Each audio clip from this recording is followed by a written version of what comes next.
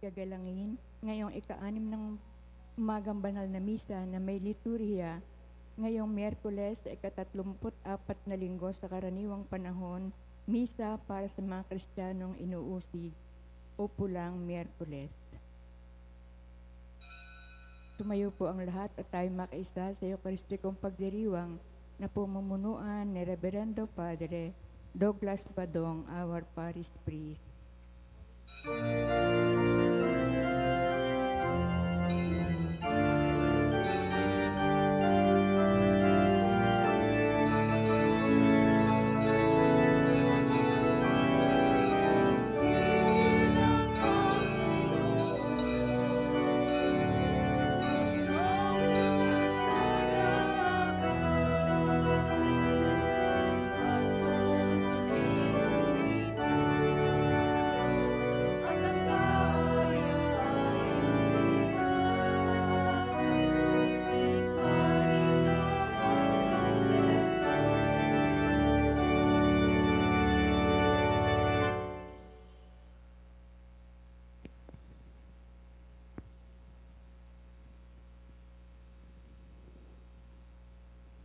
Sa ngalan ng Ama at ng Anak at ng Espiritu Santo. Amen.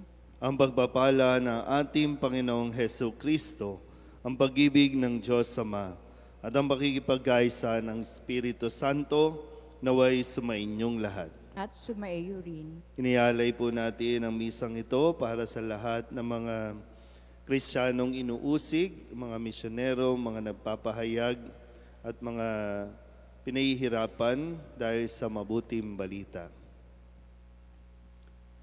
Mga kapatid, aminin natin ang ating mga kasalanan upang tayo'y maging marapat gumanap sa banal na pagdiriwang. Inaamin ko sa mga pangyarihang Diyos at sa inyo mga kapatid na lubha akong nagkasala sa isip, sa salita at sa gawa at sa aking pagkukulang. Kaya isinasamo ko sa mahal na Birhen Maria, sa lahat ng mga anghel at mga banal, at sa inyo mga kapatid, na ako'y panalangin sa Panginoong ating Diyos. Kawaan tayo ng makapangyarihang Diyos, patawarin tayo sa ating mga kasalanan, at patnubayan tayo sa buhay na walang hanggan. Amen. Panginoon, kaawaan mo kami. Panginoon, kaawaan mo kami. Kristo, kaawaan mo kami. Kristo, kaawaan mo kami. Panginoon, kaawaan mo kami. Panginoon, kaawaan mo kami. Manalangin tayo. Ama naming makapangyarihan, ipakita mo ang iyong paglingap sa iyong pag-antig sa aming kalooban, upang ang pamumunga ng gawain mo sa amin ay aming mapakinabangan, at ang mapagpagaling mong katapatan ay aming mapangatawanan sa pamamagitan ni Jesucristo kasama ng Espiritu Santo magpasawalang hanggan. Amen.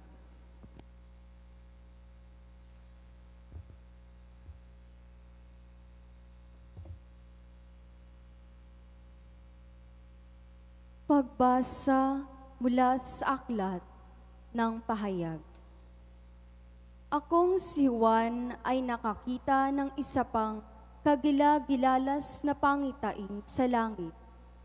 7 anghel na may dalang 7 salot. Ito ang panghuling mga salot, sapagkat dito magwawakas ang poot ng Diyos. May nakita akong animoy dagat na kristal na nagliliyab. Nakita ko rin ang mga nagtagumpay laban sa halimaw at sa larawan nito, at sa nagtataglay ng pangalang katumbas ng isang bilang. Nakatayo sila sa dagat na animoy kristal, hawak ang mga alpang ibinigay ng Diyos. Inaawit nila ang awit ni Moises na lingkod ng Diyos at ang awit ng Kordero. Panginoong Diyos na makapangyarihan sa lahat, dakila at kahanga-hanga ang iyong mga gawa. O Hari ng mga bansa, matuwid at totoo ang iyong mga daan. Sino ang hindi matatakot sa iyo, Panginoon? Sino ang tatangging magpahayag ng iyong kadakilaan? Ikaw lamang ang banal. Lahat ng mga bansa ay lalapit at sasamba sa iyo, sapagkat nakita ng lahat ang matuwid mong mga gawa. Ang salita ng Diyos. Salamat sa Diyos. Poong Diyos na dakila, gawa mo'y kahanga-hanga. Poong Diyos na dakila, gawa mo'y kahanga-hanga. Umawit ng bagong awit at sa poon ay ialay, pagkat yaong ginawa niya ay kahanga-hangang tunay. Sa sariling lakas niya at taglay na kabanalan, walang hirap na natamo, yaong hangad na tagumpay. Poong Diyos na dakila, gawa mo'y kahanga-hanga. Ang tagumpay niyang ito'y siya na rin ang naghayag. Sa harap ng mga bansay, nahayag ang pagliligtas. Ang pangako sa Israel, lubos niyang tinutupad. Poong Diyos na dakila, gawa mo'y kahanga-hanga. Umingay ka, karagatan, at lahat ng lumalangoy. Umawit ang daigdigan at lahat ng naroroon. Umugong sa palakpakan, pati yaong kalaliman. Umawit ding nagagalak ang lahat ng kabundukan. Poong Diyos na dakila, gawa mo'y kahanga-hanga. Pagkat siya'y dumarating, maghahari sa daigdig. Taglay niya'y katarungan at paghatol na matuwid. Poong Diyos na dakila, gawa mo'y kahanga-hanga.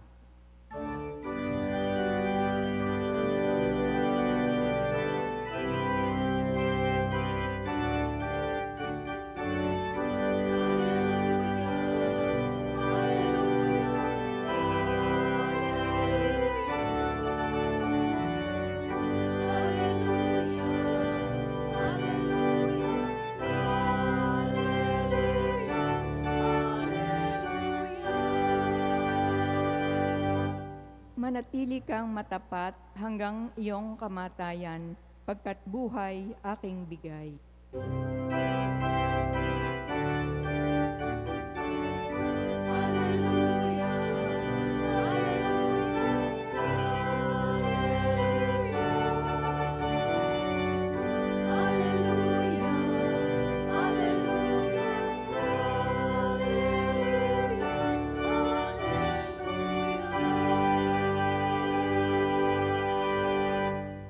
Sumainyo ang Panginoon. At sumaiyo rin. Ang mabuting balita ng Panginoon ayon kay San Lucas. Papuri sa iyo, Panginoon. Noong panahong iyon, sinabi ni Jesus sa kanyang mga alagad, "Darakpin kayo't uusigin. Kayo'y dadalhin sa mga sinagoga upang litisin at ipabilanggo. At dahil sa akin, ay ihaharap kayo sa mga hari at mga gobernador. Ito ang pagkakataon ninyo upang magpatotoo tungkol sa akin. Ipanatag ninyo ang inyong kalooban. Huwag kayong mababalisa tungkol sa pagtatanggol sa inyong sarili, sapagkat bibigyan ko kayo ng katalinuhan at ng pananalitang hindi kayang tutulan o pabulaanan ng sinuman sa inyong mga kaaway.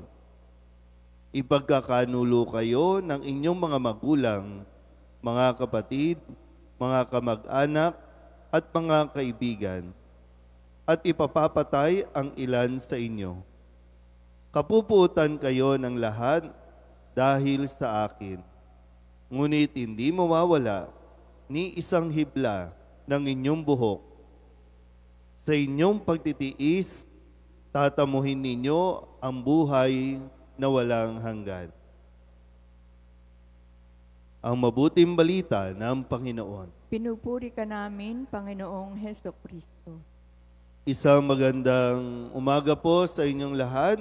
Magandang umaga po, Father. Ngayon po ay Miyerkules na ika-34 o huling linggo sa karaniwang panahon, at ito rin po ay kasama sa atin pong liturhiya, kaya po ako nakapula, ay ang paanyaya din po ng simbahan na ating gunitain, ipagdasal, alalahanin ang lahat ng mga Kristiyanong inuusig dahil sa mabuting balita na siya rin namang ipinahayag sa atin ngayon ni Kristo sa ating Ebanghelyo na kanyang sinabi sa kanyang mga alagad.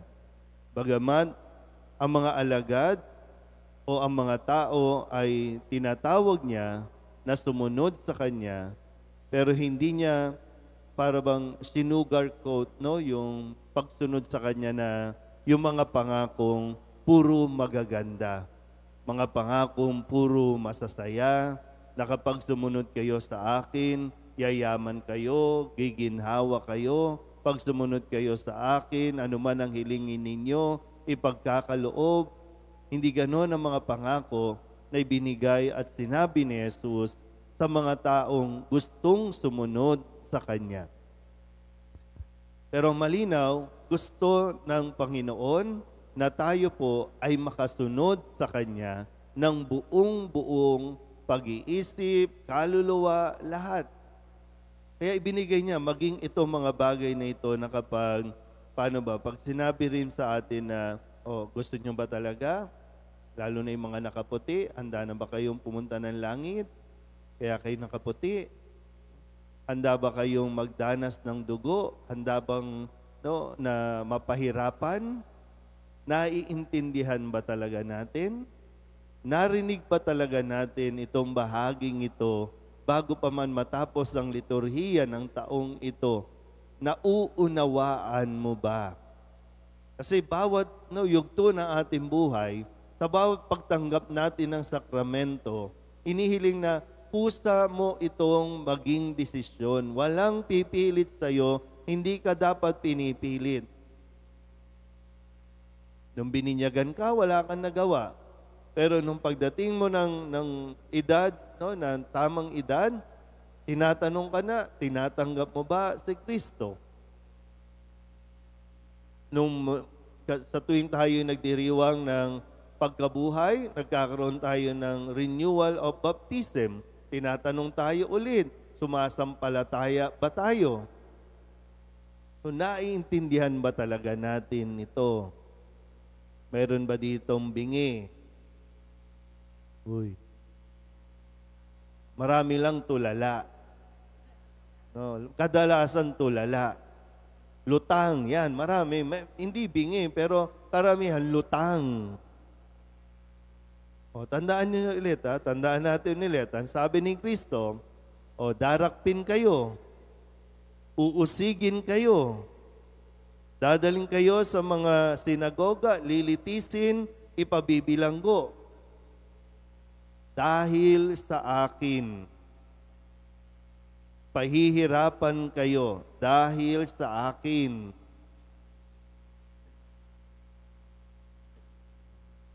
Sigurado ba talagang gustong sumunod kay Jesus?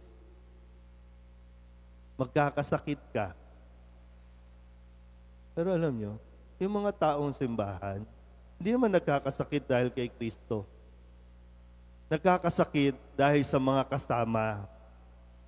Nagkakasakit dahil sa away-away, sa posisyon.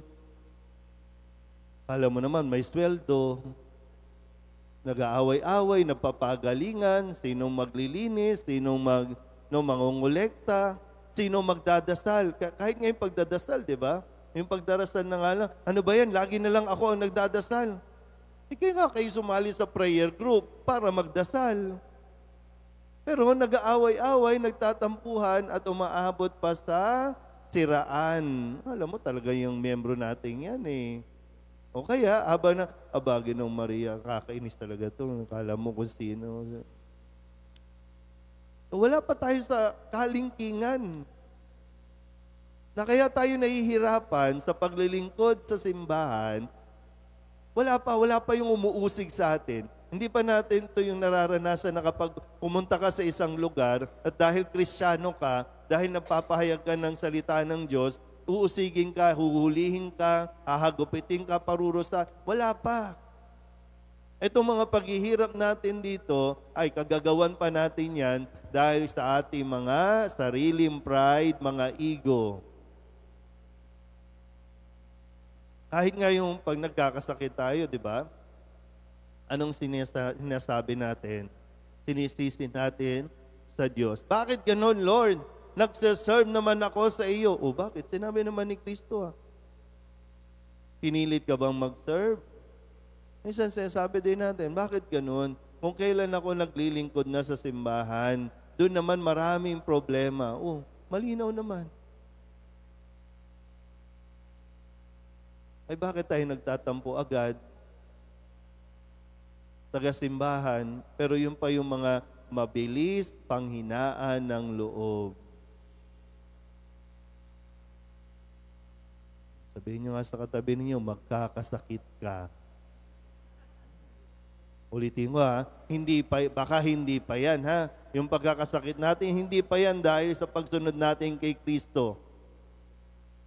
Dahil pa yan sa atin. Atin pa yan ha. Sino ba nagsabing mag-take ng pills? Ha? O ngayon, ang dami natin sakit-sakit. Ang daming cancer. O bakit? Ang dami natin pinag-iinom na kung ano-ano para lang ma-maintain yung kaseksihan. O yung chemicals, ano nangyari? Ipinasa pa doon sa anak. O kaya yung anak, walang kamalay-malay, may sakit na rin. Tapos, Lord, bakit mo ko pinaparusahan? Hindi pa yan parusa. Kasi kung babalik, ang parusa ay kung hindi ka makapasok sa langit. Yun yung parusa pag sa impyerno. Yun ang parusa. Ito, hindi pa.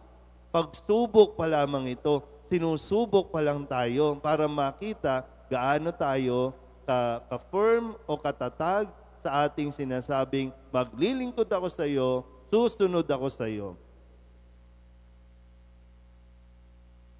Yung mamura ka nga lang, katabi mo, umaalma ka na, ay hindi po pwede yan. O paano pa? Sabihin nyo nga ulit sa katabi ninyo, magpakatatag ka. Hayaan nyo na. No? Kung may sinasabi sa atin, kung may sinasabi sa inyo, lalo na sa social media, kasi maraming chismosa sa social media, maraming mema, huwag kang mag-react. Kung nanggigigil ka na at nanginginig na yung nguso mo, isipin mo, hindi, si Kristo, si Kristo, si Kristo. Pero tandaan po natin wala pa tayo sa kalingkingan sa sinasabi ni Jesus.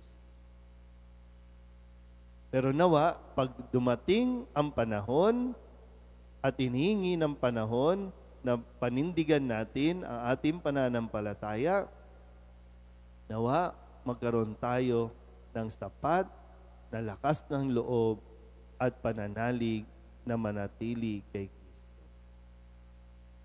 Mahirap po yung inuusig. Mahirap yun. Pero mas mahirap kung sa atin nanggagaling ang panguhusga o panguusig. Lalong-lalo na sa ating mga taong simbahan, sumusunod kay Kristo. Tayo dapat ang inuusig, hindi tayo ang nang-uusig. Amen?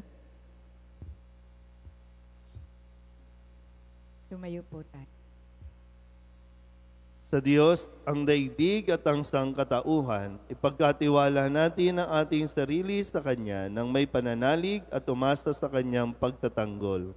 Ang ating pong itutugon, Panginoon, manatili nawa kami sa iyong pagkalinga. Panginoon, manatili kawa kami sa iyong pagkalinga. Ang simbahan naway tumingin sa kinabukasan ng may kapayapaan at pag-asa. Manalangin tayo sa Panginoon. Panginoon, manatili nawa kami sa iyong pagkalinga.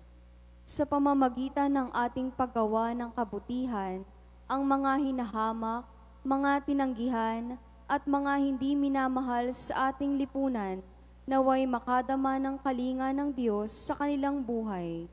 Manalangin tayo sa Panginoon. Panginoon, manatili nawa kami sa iyong pagkalinga. Tayo naway magkaroon ng matatag na pananalig kay Jesus na nagbubukas ng ating paningin sa kagandahan ng kaharian ng Diyos. Manalangin tayo sa Panginoon. Panginoon, manatili nawa kami sa iyong pagkalinga. Ang mga may sakit at mga nagdurusa, naway makita at madama ang papagpagaling na presensya ng Diyos sa mga nag-aaruga sa kanila.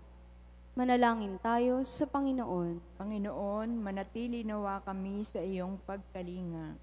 Ang ating mga yumaong kamag-anak at mga kaibigan, naway pagkalooban na walang hanggang liwanag at biyaya. Manalangin tayo sa Panginoon. Panginoon, manatili nawa kami sa iyong pagkalinga. Dulog din natin sa Panginoon ang ating mga personal na kahilingan at mga panalangin para sa ating mga pamilya, kasama din ang mga kahilingan ng mga nanonood sa online. Lahat ng mga misang pasasalamat, special na intensyon, agarang paggaling ng mga may sakit, tang lahat ng mga kaluluwa na inihiling na ipagdasal sa misang ito. Panginoon, manatili nawa kami sa iyong pagkalinga.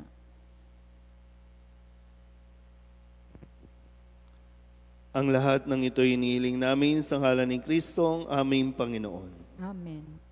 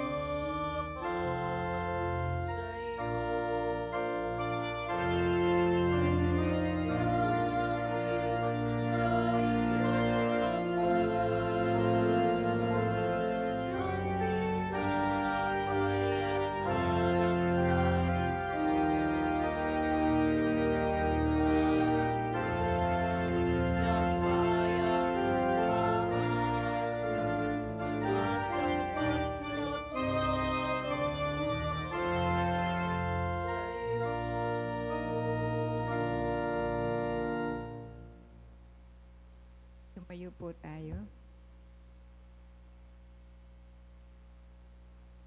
Manalangin kayo mga kapatid upang paghahain natin ang kalugdan ng Diyos Amang makapangyarihan. Tanggapin nawa ng Panginoon itong paghahain sa iyong mga kamay, sa kapurihan niya at karangalan sa ating kapakinabangan at sa buong sambayanan niyang banal. Ama naming lumikha, tanggapin mo ang aming mga alay at pithaya sa ikapananatiling matatag na mga nagdaralita dahil sa pag-uusig ng mga ayaw maniwala.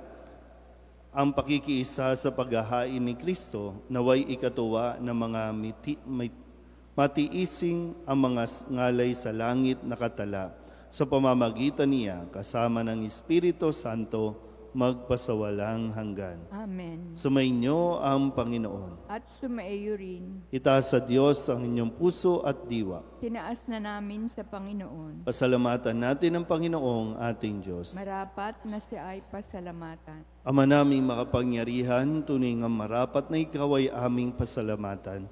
Sa iyong paglingap at kagandahang loob, ang tao'y nilikha mo at pinangangasiwa sa sansinukob.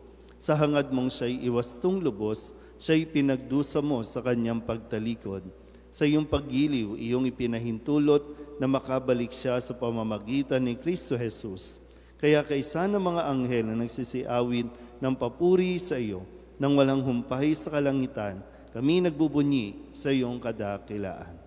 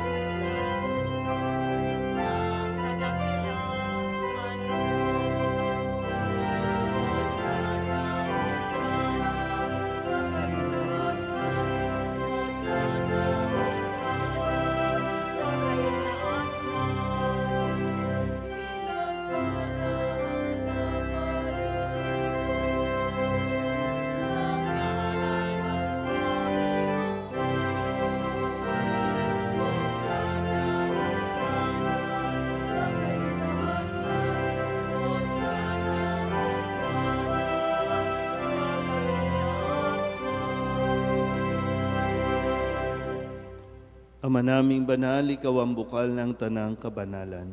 Kaya't sa pamamagitan ng iyong Espiritu, gawin mong banal ang kaloob na ito upang para sa aming maging katawan at dugo ng aming Panginoong Hesu Kristo. Bago niya pinagtiis ang kusang loob na maging handog, inawakan niya ang tinapay, pinasalamatan kaniya, inaghati-hati niya iyon, iniabot sa kanyang mga alagad at sinabi, "Tanggapin ninyong lahat ito at kanin, ito ang aking katawan na ihahandog para sa inyo."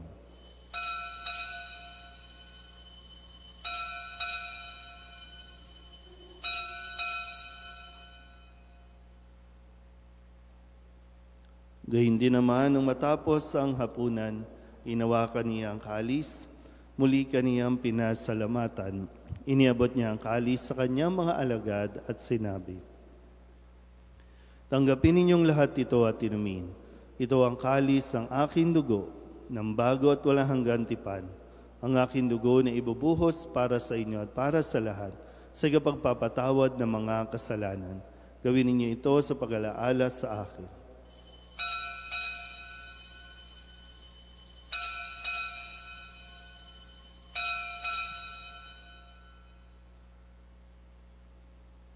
Ipagbunyi natin ang misteryo ng pananampalataya. Si Kristo'y namatay, si Kristo'y nabuhay, si Kristo'y babalik sa wakas ng panahon. Ama, ginagawa namin ngayon ang pag-alaala sa pagkamatay at muling pagkabuhay ng iyong anak, kaya tiniaalay namin sa iyo ang tinapay na nagbibigay buhay at ang kalis na nagkakaloob ng kaligtasan.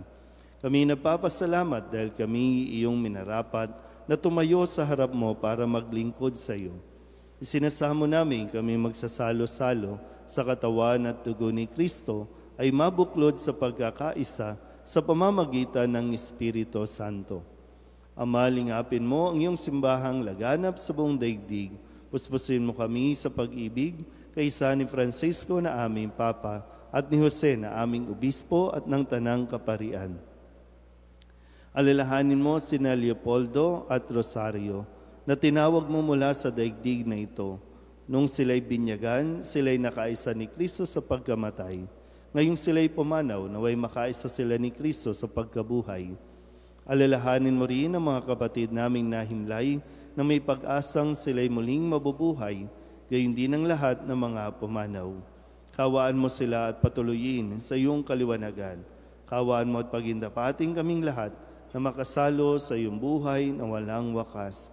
Kaysa ng mahal na Birhen Maria na ina ng Diyos, ng kabiyak ng puso niyang si San Jose, kaysa ng mga apostol at ng lahat ng mga banal na namuhay dito sa daigdig na kalugod-lugod sa iyo, may pagdiwang nawa namin ng pagpupuri sa ikararangal mo sa pamamagitan ng iyong anak na aming Panginoong Hesu Kristo. Sa pamamagitan ni Kristo, kasama niya at sa Kanya, ang lahat ng parangal at papuri ay sa iyo, Diyos Amang makapangyarihan, kasama ng Espiritu Santo, magpasawalang hanggan.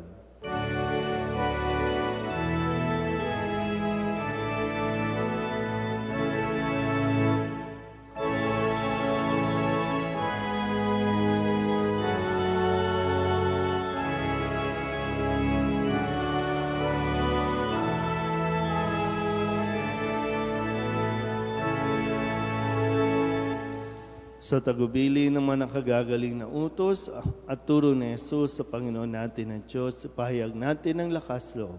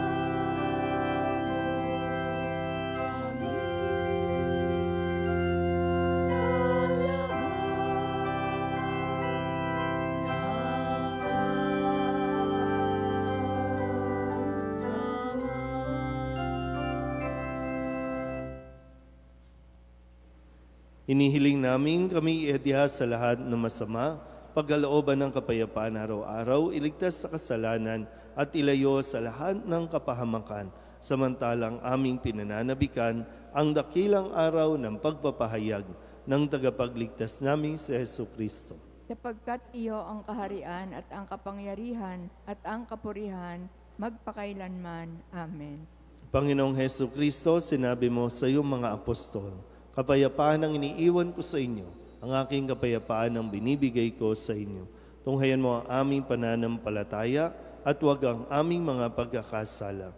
Pagkalooban mo kami ng kapayapaan at pagkakaisa ayon sa iyong kalooban, kasama ng Espiritu Santo, magpasawalang hanggan. Amen. Ang kapayapaan ng Panginoon ay laging sumainyo. At sumaiyo rin. Magbigayan po tayo ng kapayapaan sa isa't isa. Kordero ng Diyos na nag-aalis ng mga kasalanan ng sanlibutan, maawa ka sa amin. Kordero ng Diyos na nag-aalis ng mga kasalanan ng sanlibutan, maawa ka sa amin. Kordero ng Diyos na nag-aalis ng mga kasalanan ng sanlibutan, pagkaloob mo sa amin ang kapayapaan.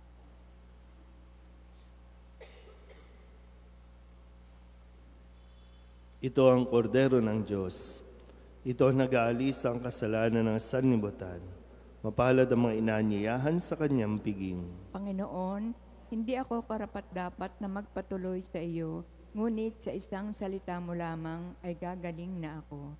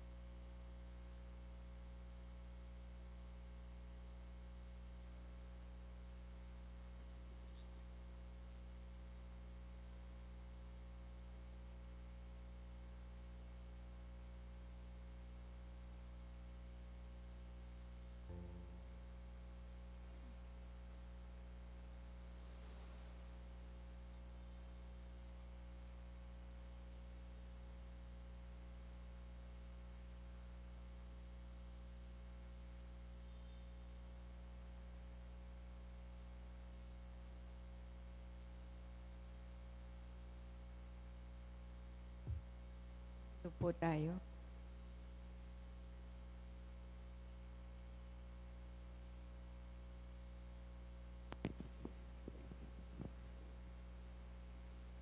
Manalangin tayo.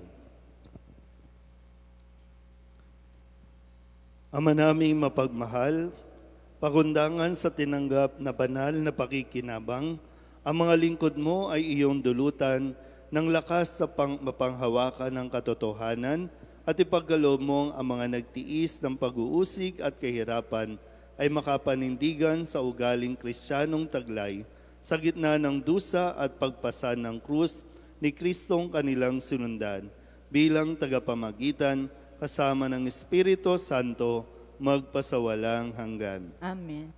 Panalangin para sa mga kaluluwa. Ating pagkukulan ng panalangin ng mga yumao nating mga mahal sa buhay at ang lahat ng mga kaluluwa sa purgatorio. Mga anghel, mga banal, tanang nasa kalangitan, halikayo at samahan. Ang mga giliw naming pumanaw sa piling ng poong mahal. Si Kristo ang mag-aakay sa kandungan ni Abraham upang doon ay humimlay. Ang mga giliw naming pumanaw sa piling ng poong mahal. Sa ilaw na walang hanggan, kapayapaan naway pagkamiti ng may kapal. Ang mga giliw naming pumanaw sa piling ng poong mahal. Ama naming mapagmahal, inihahabili namin sa iyo ang aming mga kapatid na pumanaw sa buhay na ito. Huwag mo po silang pabayaan at pamalagiin mo silang buhay sa iyong piling.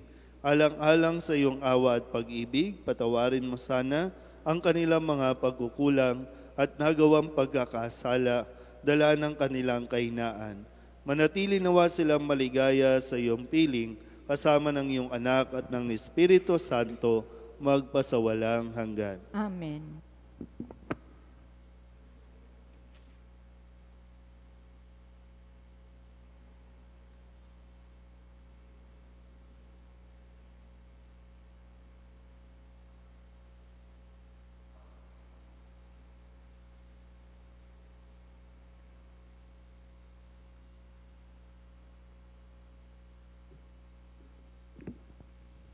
Kapayapaan kailanman ang igawad ng may kapal sa mga yumaong ating mahal. Sila nawa ay silayan ng ilaw na walang hanggan. Maupo muna pong sandali para sa mga pabatid.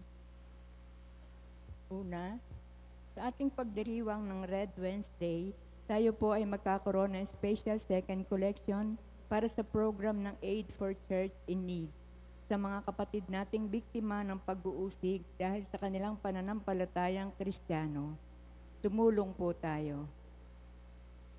Kalawa, sa pagdiriwang ng kapistahan ng kalinisanisang paglilhi sa Mahal na Birheng Maria o Feast of the Immaculate Conception, inaanyayahan ang lahat na makiisa sa mga sumusunod na pagdiriwang. Novena Masses mula November 29 hanggang December 7, sa ganap na ika-6 ng gabi. Maliban tuwing araw ng linggo, ang Novena Mass ay sa ganap na ika-3 ng hapon. Fiesta Mass sa December 8, 2024 na may liturhiyang ika-2 linggo ng Adbyento sa ganap na ika-5 at kalahati ng hapon. Misang Maringal sa December 9, 2024, araw ng Pangilin o Holiday of Obligation sa ganap na ika-6 ng gabi. Katlo, para sa makahulugang paglalakbay sa paparating na panahon ng Adbyento, inaanyayahan ang lahat sa Paris Advent Recollection sa darating na December 7, 2024, Sabado, pagkatapos ng ika-6 ng gabing banal na misa sa loob ng simbahan, sa pamumuno ng ating Kura Paroko, Reverendo Padre Douglas Badong. Maraming salamat po at pagpalain tayo ng makapangyarihang Diyos. Approve, Reverend Father Douglas Badong, our parish priest. Magsitayo na po ang lahat. Mamaya po, pagkatapos ng alas 6 na misa, ay magkakaroon po tayo ng prosesyon sa karangalan ng Mahal na Birhen ng Birhen Milagrosa. Pero inihikayat din po na ang lahat ay magsuot ng pula sa araw na ito bilang paggunita natin at pag-aalay ng panalangin para sa lahat ng mga Kristiyanong inuusig. Pwede rin po kayo magdala mamaya ng kandila sa inyo pong pagdalo sa atin pong prosesyon. So pagkatapos po yan ng alas 6 na misa sa gabi. Sumainyo ang Panginoon At sumaiyo rin. at pagpalain kayo ng makapangyarihang Diyos, Ama at Anak at Espiritu Santo. Amen. Tapos ang banal na misa, umayo tayo sa kapayapaan ni Kristo. Salamat sa Diyos. Magandang umaga po.